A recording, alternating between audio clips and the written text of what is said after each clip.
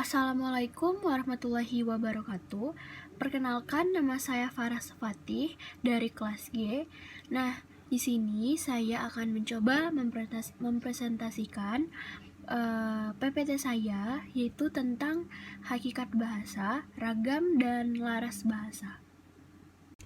Nah, jadi sebelum saya masuk ke dalam topik utamanya, yaitu hakikat bahasa, ragam, dan laras bahasa, Pertama di sini saya akan menjelaskan terlebih dahulu bagaimana sih bahasa itu bisa terbentuk. Nah, para peneliti bersepakat kalau kemunculan bahasa itu mulanya tahun 100.000 sebelum Masehi. Menurut Om Noam Chomsky, bahasa muncul pada 60.000 hingga 100.000 sebelum Masehi. Sebelum itulah, kita sebagai manusia hanya mampu berkomunikasi sebatasnya saja, yaitu melalui mulut dan gestur tubuh kita. Semakin majunya zaman, otak kita itu berevolusi, sehingga lama-kelamaan kita dapat memahami kata-kata itu dengan kompleks. Kita mulai menamai benda, makanan, hingga situasi-situasi seperti situasi bahaya. Setelah itu, kita perlahan memikirkan dua benda dalam satu konstruksi. Seperti misalnya ada benda apel dan pohon, yang kemudian dikombinasikan menjadi satu konstruksi, yaitu menjadi pohon apel. Nah, kombinasi kata-kata tersebut itulah kemudian berkembang menjadi struktur yang kemudian menjadi cikal bakal dari adanya bahasa. Lalu ternyata keingintahuan kita tentang bahasa sudah dimulai sejak dari zaman Raja Mesir kuno, yaitu Psammetichus. Singkatnya nih, Psammetichus ini dengan teganya memerintahkan dua orang bayi untuk dikurung di dalam kandang yang berbeda, dua kandang yang berbeda. Setelah 2 tahun, kemudian kedua bayi itu anehnya mulai mengucapkan kata yang sama, yaitu bekos, artinya adalah roti. Alhasil, dari eksperimen tersebut, mereka berkesimpulan bahwa Prigian adalah asal muasal dari semua bahasa di dunia ini, karena dapat diucapkan oleh seorang bayi tanpa diajarkan. Nah, setelah kita tahu tentang bagaimana sih bahasa itu bisa terbentuk, nah selanjutnya di sini saya akan menjelaskan sedikit tentang atas dasar teori apa bahasa itu terbentuk. Sebuah hipotesis tentang teori bahasa yang didukung oleh Darwin menyatakan bahwa pada hakikatnya lisan itu terjadi secara evolusi, yakni berawal dari pantotimum mulut, di mana alat-alat suara seperti lidah, laring, hidung, dan sebagainya secara refleks berusaha menirukan gerakan-gerakan yang menimbulkan suara. Suara-suara ini kemudian dirangkai untuk menjadi ujaran yang memiliki makna. Menurut Darwin, kualitas bahasa manusia itu sebenarnya dibandingkan dengan kualitas bahasa binatang hanya berbeda di tingkatannya saja. Artinya, perbedaan antara bahasa manusia dan binatang beda tipis. Sampai-sampai ada sebagian yang berpendapat bahwa binatang juga ada bahasanya. Bahasa manusia ini seperti halnya manusia sendiri yang berasal dari bentuk yang sangat primitif, berawal dari ekspresi emosi saja. Contohnya, perasaan jengkel kita atau jijik diekspresikan dengan mengeluarkan udara dari hidung dan mulut. Sebagian lain berpendapat bahwa bahasa itu awalnya merupakan hasil imajinasi orang dengan melihat cara-cara atau jenis-jenis hewan serangga tertentu dalam berkomunikasi. Misalnya nih, kumbang menyampaikan maksud kepada semua teman-temannya dengan mengeluarkan bau dan menari-nari di dalam sarangnya. Semut itu berkomunikasi dengan antenanya. Ada juga namanya teori bau-bau yang mengatakan bahasa itu muncul sebagai tiruan bunyi-bunyi yang terdengar di alam, seperti bunyi nyanyian burung, suara binatang, suara guru hujan, angin, ombak sungai, dan sebagainya. Sehingga teori ini bisa disebut dengan echoic theory. Kalau menurut sumber yang saya dapat, itulah teori-teori yang mendasari terbentuknya bahasa. Nah, selanjutnya di sini saya akan membahas tentang linguistik dan cabang-cabang ilmu linguistik. Linguistik itu adalah ilmu bahasa secara umum atau tidak terikat pada suatu bahasa saja. Oleh karena itu, terkadang ilmu ini disebut juga dengan linguistik umum. Meskipun demikian, menurut Saer, berdasarkan keluasan objek kajiannya, linguistik ini dapat dibedakan menjadi linguistik umum dan linguistik khusus. Dapat ditebak bahwa linguistik khusus ini berarti memfokuskan kajiannya pada salah satu bahasa saja. Namun tentunya yang saya akan bahas adalah linguistik umum. Artinya, linguistik yang mempelajari ilmu kebahasaan secara umum tanpa fokus salah satu bahasa saja, atau disebut juga dengan language. Nah, apa sih arti linguistik itu secara etimologi? Jika ditelusuri, arti linguistik itu sesungguhnya berasal dari kata lingua yang bermakna bahasa dalam bahasa Latin. Selain dari bahasa Latin, beberapa bahasa lain juga merujuk pada makna yang sama. Misalnya dalam bahasa Prancis ada langue atau langage, bahasa Italia lingua, Spanyol lingua, dan bahasa Inggrisnya adalah language. Nah, selanjutnya apa saja sih cabang ilmu linguistik itu? Nah, jika kita membicarakan cabang ilmu linguistik, kebanyakan orang itu akan menyebutkan pembagian kajian linguistik itu berdasarkan objek yang dikajinya. Tentunya, objek kajian dari linguistik adalah bahasa.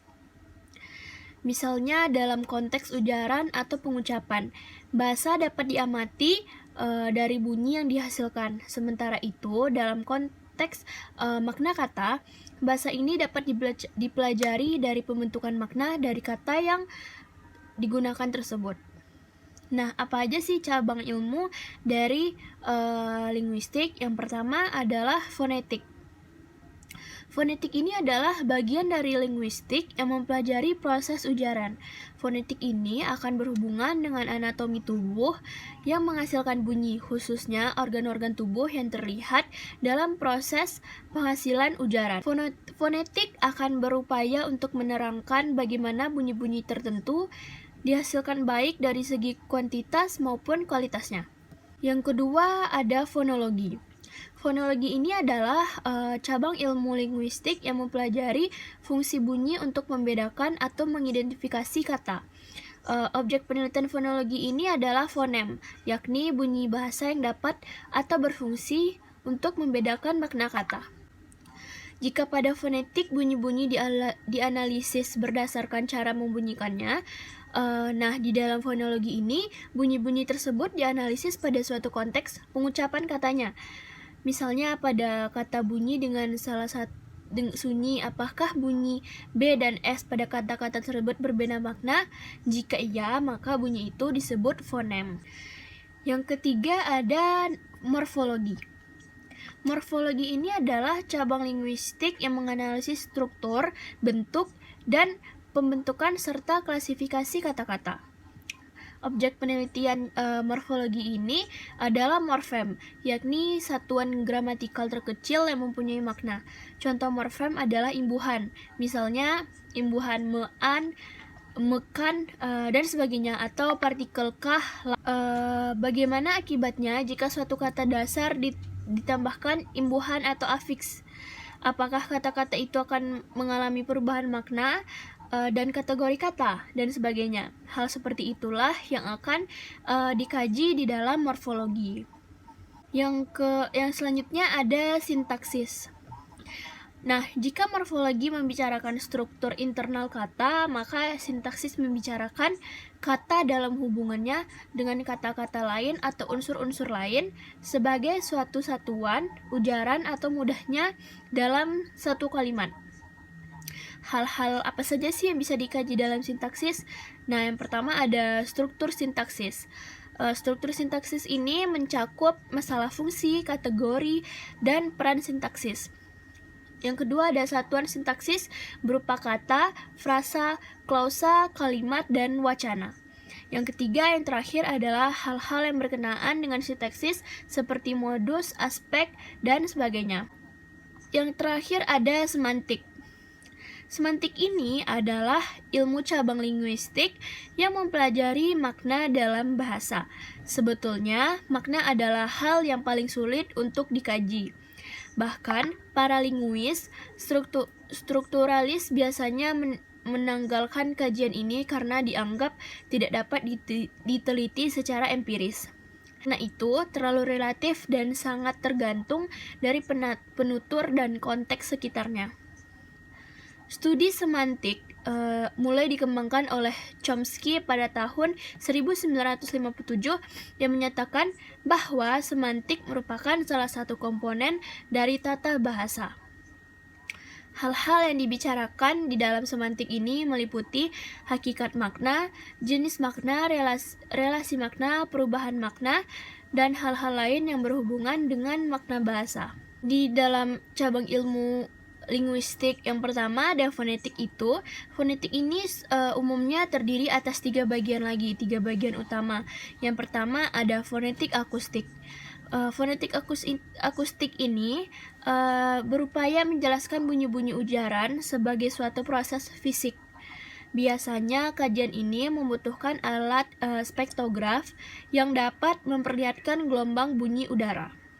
Alat tersebut mampu menggambarkan intensitas dan volume ujaran sehingga para linguis ini dapat menggambarkan bunyi-bunyi tersebut secara konkret melalui wujud fisiknya. Kedua ada fonetik auditoris. Fonetik auditoris ini merupakan studi fonetik yang mempelajari proses penerimaan bunyi-bunyi bahasa dan telinga. Dan yang terakhir ada fonetik artikulasi. Fonetik artikulasi ini merupakan fonetik yang mempelajari bagaimana sih bunyi-bunyi bahasa dihasilkan oleh alat atau organ tubuh manusia. Fonetik artikulasi ini lebih banyak memberikan sumbangan bagi linguistik dibandingkan dengan fonetik-fonetik lainnya. Karena cabang ini menganalisis bunyi-bunyi bahasa secara mendetail berdasarkan konteks bahasanya, bukan organ tubuh penghasil bahasa yang lebih condong ke dunia medis. Nah, selanjutnya di sini saya akan menjelaskan makrolinguistik dan mikrolinguistik. Nah, pertama saya akan menjelaskan tentang apa itu mikrolinguistik. Nah, mikrolinguistik atau yang disebut juga dengan linguistik mikro adalah cabang ilmu linguistik yang konsen kajiannya pada konten sistem internal bahasa. Bagian interdisiplin mikrolinguistik ini ada 4, yaitu yang pertama ada fonologi. Fonologi ini adalah ilmu linguistik yang mempelajari bunyi bahasa secara umum, baik bunyi memperdulikan arti atau fonetik maupun yang tidak atau fonemik. Yang kedua ada morfologi. Di sini morfologi ini adalah ilmu disiplin yang cakupan pembahasannya tentang kata dan kelompok kata. Morfologi ini juga termasuk menyelidiki struktur kata, bagian-bagiannya, dan cara pembentukannya.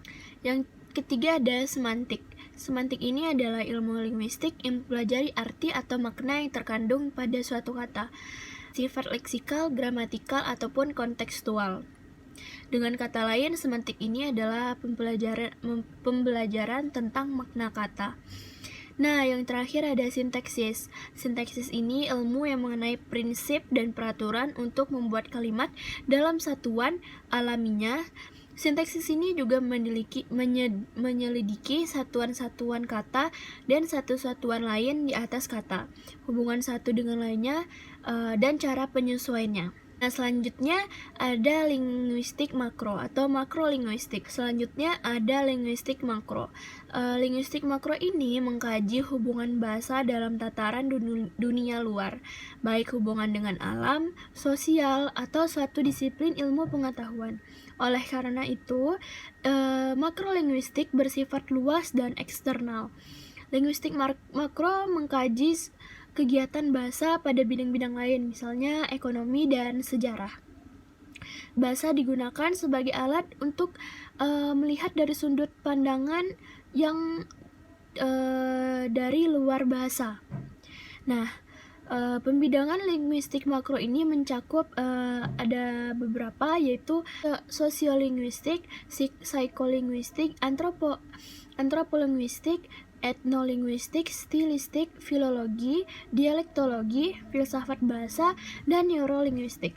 Nah, di sini saya akan bahas yang pertama, sosiolinguistik. Di sini sosiolinguistik ini adalah kajian interdisipliner yang mempelajari hubungan dan atau berpengaruh pengaruh budaya terhadap cara suatu bahasa yang digunakan. Nah, yang kedua ada psikolinguistik. Psikolinguistik ini yang mengkaji hubungan bahasa dan mental, termasuk bagaimana manusia berproses mendapatkan dan menggunakan bahasa itu sendiri.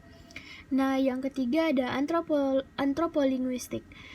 Di sini ilmu ini mempelajari manusia dan kebudayaan secara menyeluruh. Di satu pihak manusia adalah pencipta kebudayaan, di pihak lain adalah kebudayaan itu yang menciptakan manusia. Linguistik kebudayaan memperlakukan bahasa secara fenomena yang bermaknaannya hanya bisa dipahami secara menyeluruh bila dikaitkan dengan budaya penuturnya. Yang keempat ada stilistika, yaitu ilmu yang mempelajari bahasa yang digunakan dalam bentuk-bentuk karya sastra. Nah, yang selanjutnya ada namanya filologi. Filologi ini ilmu yang mempelajari bahasa dalam sumber-sumber sejarah yang ditulis, yang merupakan kombinasi dari kritik sastra, sejarah, dan linguistik. Hal ini lebih sering didefinisikan sebagai studi tentang teks-teks sastra dan catatan tertulis.